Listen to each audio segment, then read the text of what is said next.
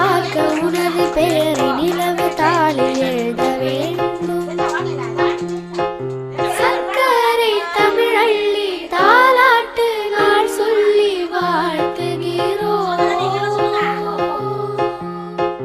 பிறந்த நாள் வாழ்த்துகள், பிறந்த நாள் வாழ்த்துகள், இனிய பிறந்த நாள் வாழ்த்துகள்.